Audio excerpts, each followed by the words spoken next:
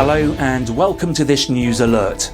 We are pleased to announce an innovative and breathtaking online learning platform for leadership in the Christian community. Dr. Oliver Phillips, the creative force behind this novel idea, is originally from Trinidad and Tobago and has served many years in leadership positions in the Church of the Nazarene. The DIAKONIA Christian Institute is now open for registration at affordable financial arrangements. DIAKONIA Christian Institute (DCI) exists to develop strategic alliances which provide leadership training and support to underrepresented pastors serving ethnic-specific congregations (ESCs). Young pastors will be thrilled to know that, in spite of the COVID pandemic, a quality education in preparation for Christian ministry is a real possibility. Education at DCI has a twofold purpose: the nurture and training of pastors for ministry to the community, to work for social justice, the extension of Christ's kingdom, and the strengthening of the church. The online courses offered have been approved by Udemy, the leading global marketplace for learning and instruction. The bivocational pastor would appreciate the self-study syllabus approach to liberative education. DCI's website, www.thediakonia.com, is a veritable marketplace where the serious-minded pastor and faith-based worker can find invaluable resources. DCI is committed to the immigrant community, and we are staffed with an immigration forms specialist to meet your immigration needs. On the website www.thediakonia.com, you will also have access to more than 15 books written by Dr. Phillips.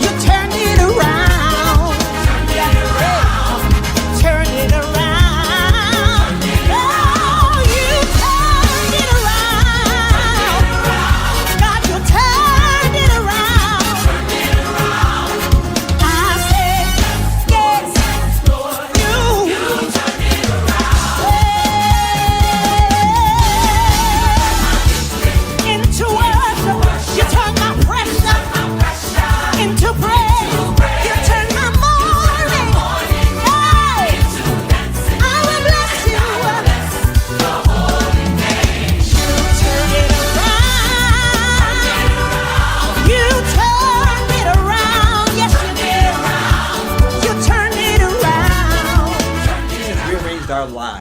With more than 200,000 Americans dead and counting, every fabric of our society has been traumatized, in some cases, irreversibly changed.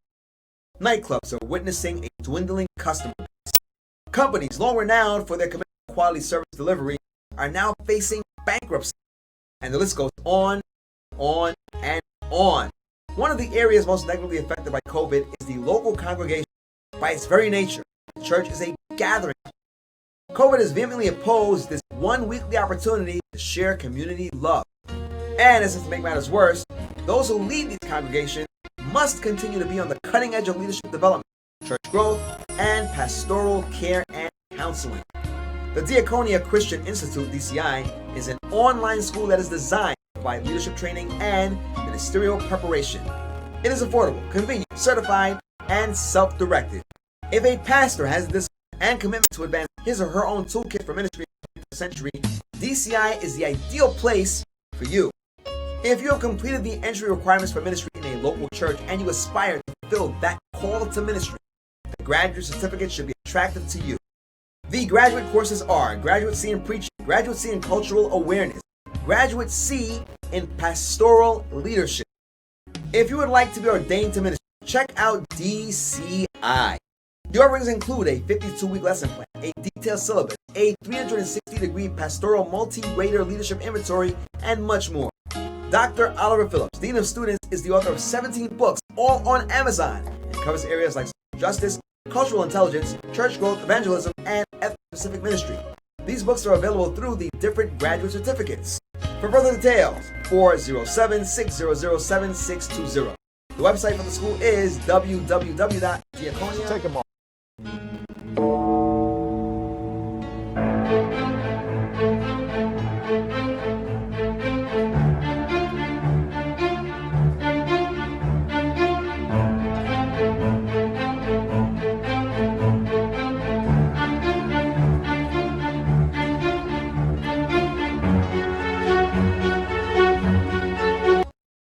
12 reasons you'll be a better pastor with a graduate certificate in preaching. COVID-19 has challenged the landscape of the church. Congregations can no longer assemble safely, and the hearts of our communities are torn apart along lines we have always believed to be arteries of our faith. As I sit here in lockdown at home, I can't help but confront the ugly truth that many churches may not reopen for many months, and many never at all.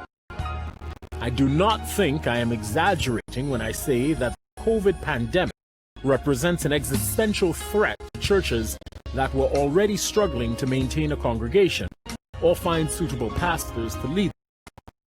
Preaching, as a practice, is changing. As pastors, we must find new ways to develop ourselves as preachers in a new context of decentered congregation, digital innovation, a competitive job market, and diverse cultures in our towns and cities. A graduate certificate in preaching is, I believe, part of the solution to all of these challenges. I give you then 12 reasons to pursue a graduate certificate in preaching. It is a path to outstanding.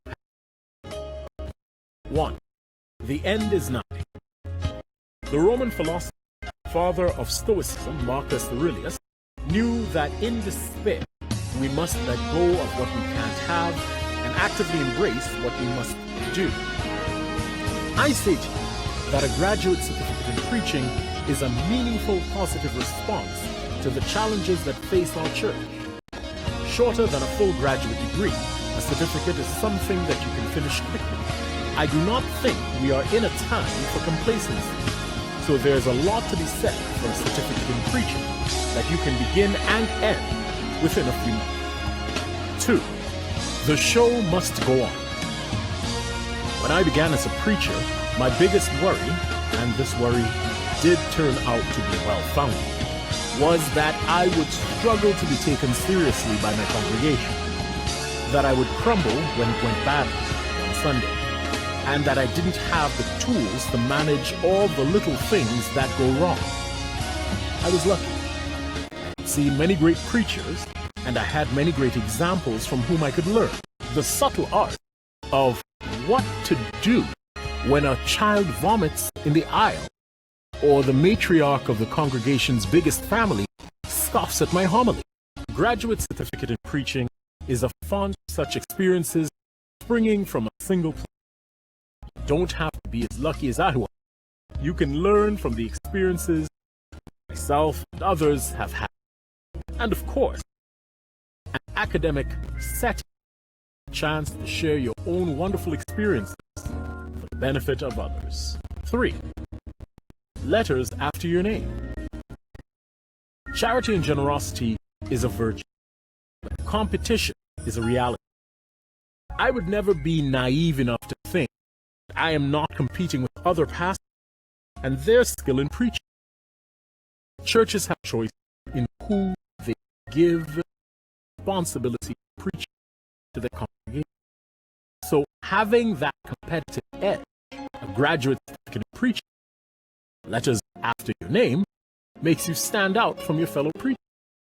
If I were given two similar preachers and one had taken the time to pursue their own intellectual development, the other had not, I know who I would choose. 4. You deserve.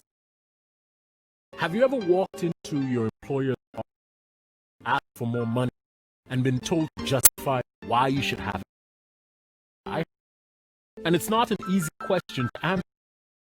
So many things in preaching and pastorship suggest theory, person, but a qualification is cold, hard, fact, and nothing negotiated quite as well.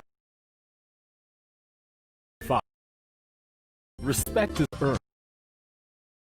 I have learned over the years credibility, currency of good preaching. You need to be credible in their heart as a man of God. You have to be credible in their eye, someone they see in their community. You must be credible in their mind that the words you speak are true. Academic credibility comes hand in hand with graduate learning. While a full master's or doctorate may not be for everyone, graduate certificate in preaching is much more accessible, but it still confers much the same respect. 6. It's not what you know. When I hear business people talk about net, small part of me cringes everything. There is something so mercenary in the term that it seems antithetical to my role in the church. But I do believe it's essential. I call it community. I call it connection. I call it collaboration. These wonderful resources are so much more accessible to you while pursuing a graduate certificate and will stay with you your whole career. 7. Change is the only thing that stays the same. I am often told that preaching is like riding a bike. What people mean is that you can't learn it in school. They think you can only learn preaching at the pulpit or in the congregation. This is tempting, but they are wrong. You go to Juilliard to study music because we are, as humans, greater than the sum of our parts. When preachers past, present, and future congregate, something magical happens.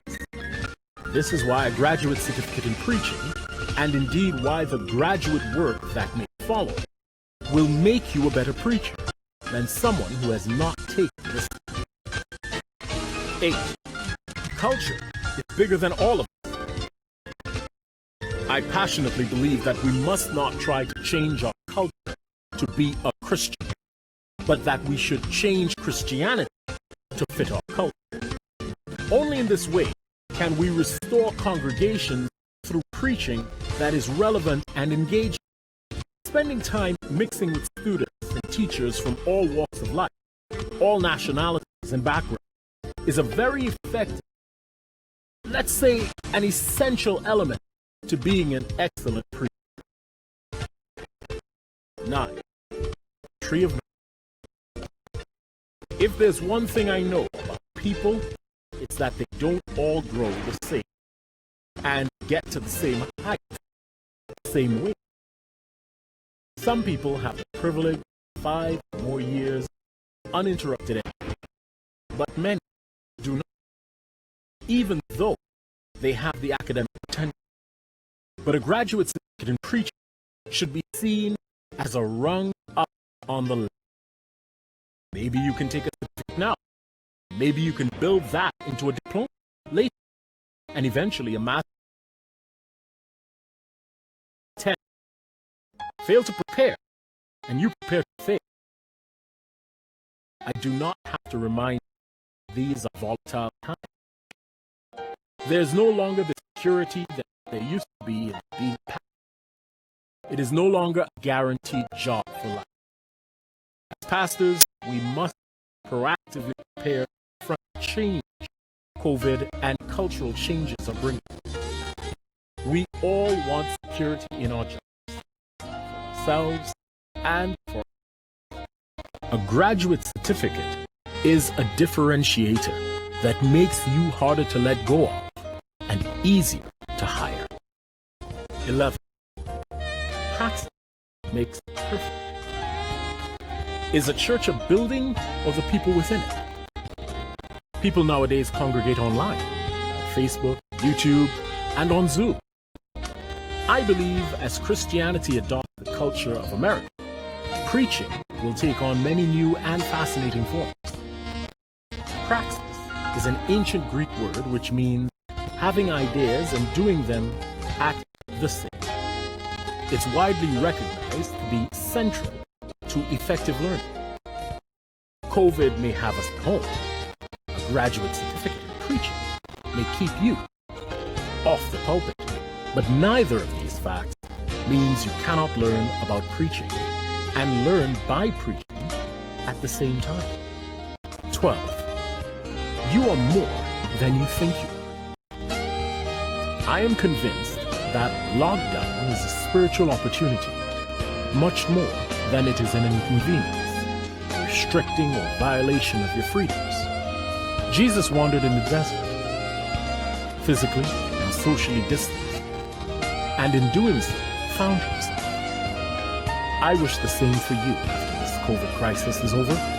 Choosing to pursue your craft in a crucible of graduate learning is truly choosing to flourish in adversity. And what better example is there for your congregation than that? The DIAKONIA Christian Institute, or DCI, accepts anyone, regardless of their particular religious or cultural heritage, into the ordination program. Now, DCI believes that anyone should have the right to become ordained as a minister and captain their own spiritual ship, no matter what their specific beliefs may be. Now, many people would like to become ordained, but are concerned it is too long of a process, or that they will be rejected because they aren't religious, quote unquote, enough. Thankfully, this isn't something you need to worry about with DCI. If you are looking to become a minister but don't want to go through a lengthy process, then the DCI ordination program is the perfect solution for you. What are the benefits of the DCI ordination? There are several benefits to acquiring an ordination certificate. In addition to the process being incredibly fast and simple, yet meaningful, the certificate gives you the ability to perform any ceremony that requires a minister or priest. After acquiring the DCI certificate, you will be legally able to perform weddings, whether it's because two close friends have asked you to marry them, or you would like to offer your services to anyone who would like to be married. You will now be able to do so legally.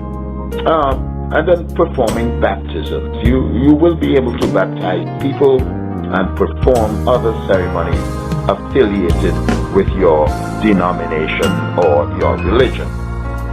Then, of course, there is to perform funerals. You will now be able to officiate funerals and honor loved ones who have passed on. You can start a new congregation if you feel that God is leading you in that direction.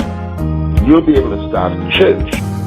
Now, thanks to the simplicity of the DCI ordination process, anyone could be ordained, which, and thanks to this process, which reduces the time that you would ordinarily take.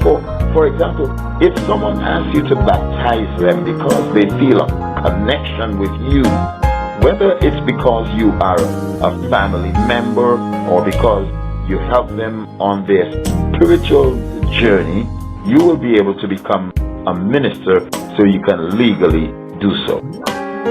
Now, let me give you some reasons why I think you should be ordained.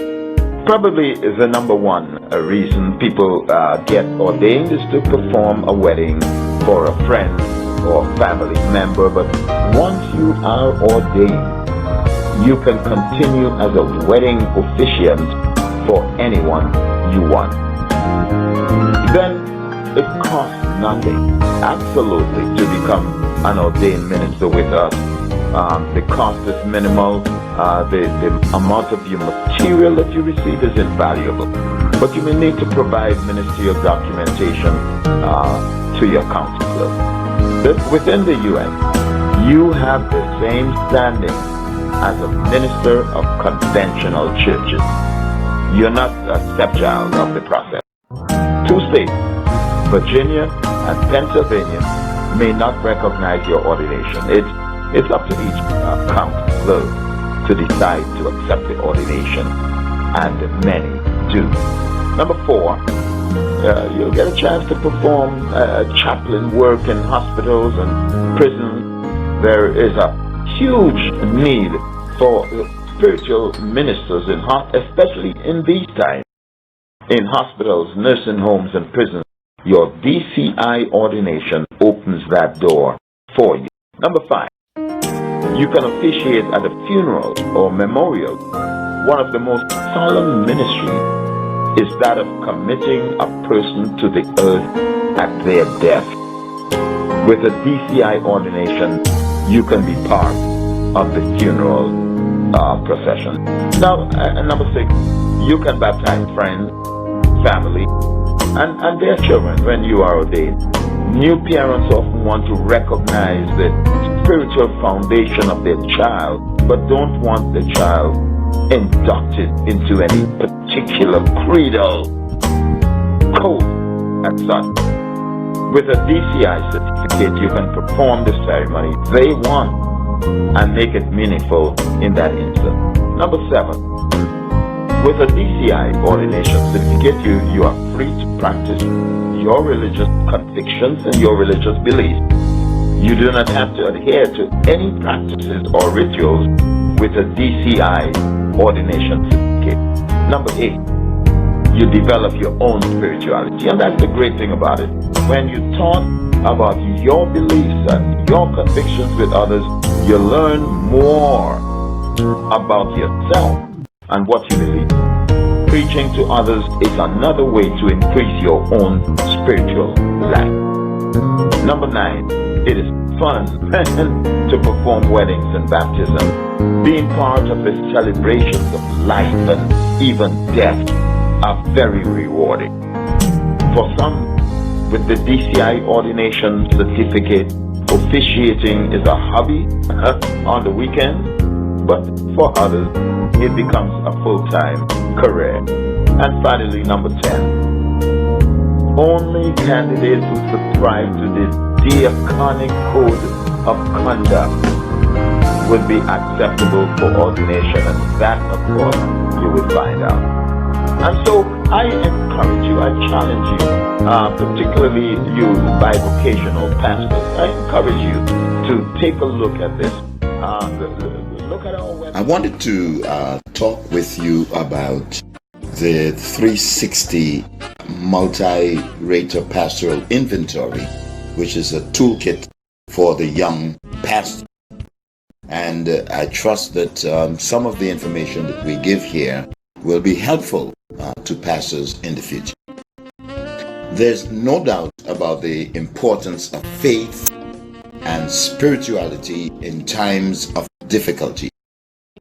But when the world at large is experiencing something so difficult, our faith and spirituality become even more critical. As families and individuals struggle to make sense of everyday life and the chaos that exists within, the role of the pastor is infinitely more significant. In my many years of experience, I have seen just how powerful it can be to provide those within my church and community with untoward strength and hope. Whether the challenges are global or simply hitting close to home, I understand my role is about others, not just about myself. The difficulties of being a young pastor, having to find yourself as well as find out how to reach others, can be overwhelmingly hard. I've been doing this for a while, and it's still hard, which only goes to show the challenges presented when your youth means you still only seeing so much of the world. We become the consistent and solid and the normal within their everyday lives. There's so much about the world at large right now that normal feels few and far between. When we recognize the impact we can have on so many, I think it becomes clear just how important our position is. From larger scale events like pandemics, hurricanes, violence, injustice, to closer to home incidences like a family death or simple uncertainty in everyday life. Our voice must be in tune to the changing needs of our constituency, our flock. As a retired minister, I've seen the world change over the last year, and I've seen how my ability to be adaptable to change is crucial to my effectiveness.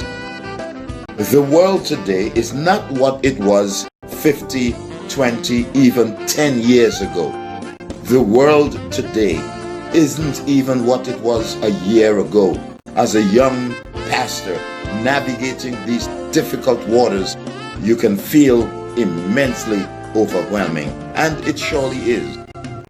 And this is something that's come from years of working the church and my parishioners, seeing that as time changes, as people change, so must I. So must my work and my approach, as long as I still wish to be effective as a minister and as a leader within my community. This is where the power of 360-degree feedback comes in. It can completely alter just how many lives we are able to aid and to influence. I hope you understand what this 360-degree feedback is about. Feedback in general is crucial to any individual's growth, regardless of what profession or position they may find themselves in. How can we change and grow if we don't know what others are thinking or feeling? It's certainly not always easy to hear the criticism of others, but when we remember they are provided as a means of helping us to improve, it can be easier to hear. Feedback is not a personal attack, it's an opportunity for personal growth. The basic premise behind the 360-degree multi-rate of feedback is that an individual receives feedback from peers, from supervisors, from subordinates, from customers, colleagues, essentially anyone, which is anonymous. It's based off a specific questionnaire so that performance assessment is completed at a variety of angles.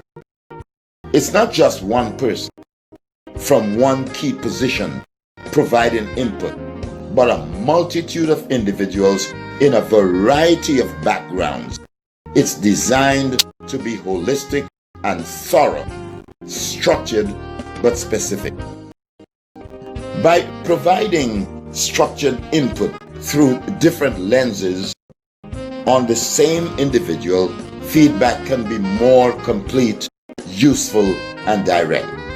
It allows you to see the full picture of your performance rather than just one individual with one perspective. The effectiveness of multi-source feedback relies on control settings and standardized parameters of measurement which allow the information to be something usable. This is the basic premise for our inspiration with the Pastoral 360 Ministry Leadership Inventory. This inventory is a network system designed to utilize the 360 feedback process to help young pastors develop and strengthen their faith development and spiritual formation. I remember as a young pastor myself, the doubt, the uncertainty and lack of confidence that would sometimes arise and creep into the back of my mind.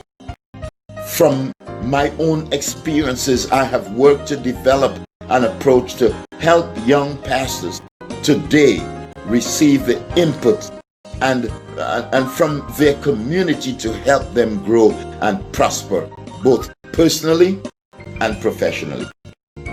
Along with the DIAKONIA Christian Institute, I sought to find an approach to help encourage open lines of communication and support honest conversations that will both support and improve individual experiences within the ministry. In the same sense that it takes a village, the 360 feedback focuses on taking feedback from one's own village and condensing it into something productive and worthwhile. Specifically, the process involves 7 individuals chosen by the pastor or minister to complete an online review form which is structured and tailored to provide actionable and legible feedback. While the completion remains anonymous, because what is said is more important than who said it, the recipient being evaluated would be given full access to the questions, rating, and competency areas. This is presented through a review and an evaluation process with one-on-one coaching to not only help one interpret the data and results, but more importantly, develop an action plan for improvement and continuing into the future. This is where the true benefit lies with our program. I understand it can be a challenge, which is why this program is about helping you move forward, not just giving you the information and leaving you on your own. I want recipients to feel supported and empowered. Professional development is considered an ongoing process. We really, truly are never done learning and growing. In my years of experience, I still look to grow my understanding of my faith and my ability to lead and inspire others in their spirituality. When we stop listening to others, we stop growing. With this program, each participant experiences profound growth and improvement that allows them to better support their parish and sustain the powerful impact throughout their personal and professional careers. I invite you, young pastor, I challenge you to get engaged. Get engaged with a 360 multi-rater program that helps you to discover the blind spots. Every leader has blind spots. Our president at this moment is a very good example of the fact that leaders can have blind spots, and until they get to the place where they are willing to discover what their blind spots are, they have ceased to live. I challenge you, take the 360 multi-rater program. Thank you. This fable is about a minister of agriculture and 2 farmers in Kenya, Mukalani and Okio. Traditionally, the Minister of Agriculture oversees all agricultural activities in all the regions of the country, and from time to time visits different regions to interact with farmers. In a given day during the long rains known for the beginning of the planting season, the minister would visit a given village where farmers are gathered, waiting for the minister and its team to offer education concerning the current farming methods. The ministry arrived in the village of Umoja, and after the meeting asked the villagers to choose 2 farmers who would receive a special gift from the minister that day. Mukalani and Okio were chosen by the villagers. As they came forward, they noticed that the minister had in one hand a beautiful-looking potted plant, and in the other hand had a seed of the same potted plant. He reached out to the farmers and asked them to make a choice. Mukalani was attracted to the potted plant, and that was ultimately his choice. He celebrated with other villagers, being wildly proud of his gift. He anxiously looked forward to the day when his plant would bear fruit. Okio accepted the ugly-looking seed. Dirt and mud still clung to it. The crowd did not celebrate. No one saw beyond the seed. To most, time was not on their side to receive anything from the smelly seed. The potted plant at that moment looked attractive from the perspective of the farmer, and Mukalani was confident that it would grow up quickly and produce fruits in a short time, as compared to Okio's ugly seed. The potted plant had been sowed in a controlled environment, with no other plants and weeds. At that moment, it looked healthy and good. The rains had already fallen, and the conditions are favorable for planting, and so the farmer goes on to transplant the potted plant in his own garden, so that it could grow to be a big tree. The farmer hoped that the potted plant would grow up quickly to be a big tree so his family could be fed. However, due to collateral damage from climate change and other uncontrollable factors, the potted plant is not able to adapt to the new environment. The pH factor in the new soil differed dramatically from that in which the plant was first grown. The new conditions were not favorable to the potted plant and struggled to adapt and continue to grow as a healthy plant should. The potted plant began to grow thin, and its leaves turned yellowish. After some time, the potted plant dried up and died, even though it was given tender loving care. Mukalani is devastated and is jeered at by his once friendly villagers. Okio, on the other hand, took the unpromising-looking seed and prepared his garden strategically. The preparation of the soil was hard work, so Okio did not gather too many volunteers. The seedling was watered well, and after some time it germinated and shot out of the soil into a good-looking seedling. Since the seed was germinated in its own environment, it was able to grow into a healthy seedling, then into a young plant. The young plant was well cared for by Okio, and it grew into a big fruit plant, and it bore plenty fruits. 3 years later, the residents of Umoja Village celebrated its Umoja Community Development Day. Historically, on this day, awards and citations were usually given. Okio, whose harvest was extraordinarily plentiful, hired children to help distribute his blessings. Meanwhile, Mukalani was found by an inquiring villager, sobbing uncontrollably because the seed was the better bargain and return on investment. Postlude. This fable is about planting ethnic-specific churches. Surely, as most church leaders would admit, all immigration trends predict that the future will be different. No person, community, school, institution, nor organization is immune from the ramifications that such migration invite. As the fable demonstrates, some will be tempted to pot the gospel in their soil and then export it to a people group.